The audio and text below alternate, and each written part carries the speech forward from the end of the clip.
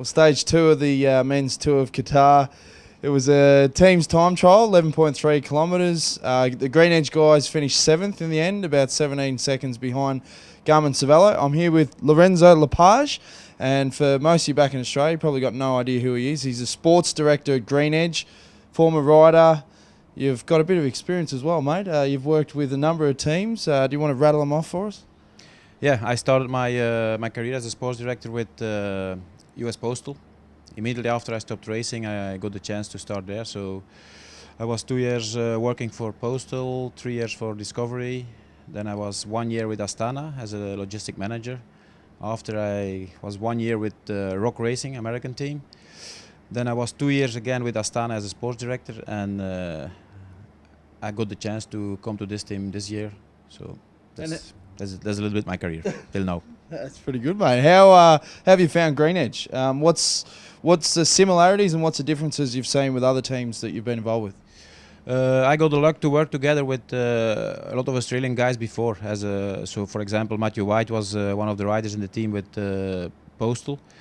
So the mentality is, it's really mentality I like, because, for example, I have a friend in Australia, Matthew Gilmore, who changed nationality after to Belgium, but I'm the godfather of his child, so I know a little bit how the people in Australia think and what the mentality is, and then I have to say sometimes I think I'm more Australian as Belgium. That's why we get along. Now, today's stage, the guys, how do you rate their performance?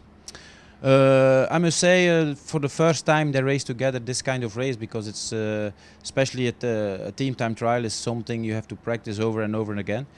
So almost all the teams here, they race together for a long time.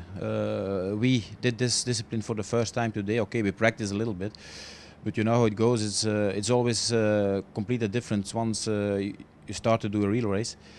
And if you see the result at the end, if you see our times, we are around teams like BMC,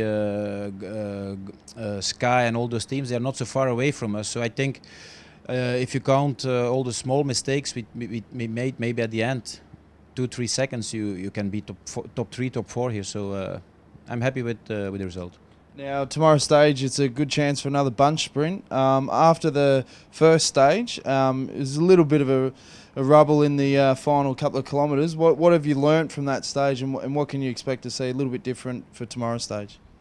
As I said, for the team time trial, it's a little bit the same for us to find the good train and the way to come to the finish.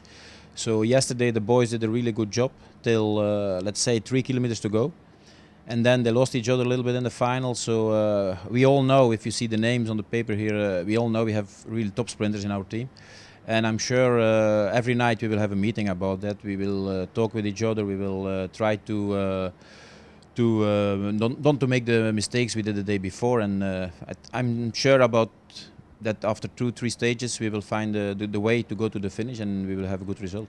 And finally, mate, I've got to ask the hard questions. Alberto Contador, obviously it's disappointing for someone like yourself that you know him pretty well and you worked with him at Astana. What was your overriding emotions when you found out the news? Well, actually it's not a hard question, because I was working with him. I know him when he came to Discovery as a young rider before he won his first time the Tour de France. So I know it's someone who's really professional. I saw the way he worked hard. Mentally, he's very strong. So I'm disappointed, because I'm sure there's nothing wrong with him or against him. And when you get punished for something you didn't do, it must be hard for him. But I think when he come back this year before the Vuelta, I think some people are going to be surprised, because he's going to be, let's say, he's really angry for the moment. I know that. Of course, in the beginning he's gonna feel bad a little while, but I think he will come back even stronger as we saw him before. Okay, mate. Well, good luck for tomorrow, and hopefully we can be up the pointy end in the sprint. Yes, like I said, I think we have 2-3 cars to play, and we have to find out the good way to come in the last kilometer, and once we can put the guys in a good position, I think for the next days we will have more interviews after a good result.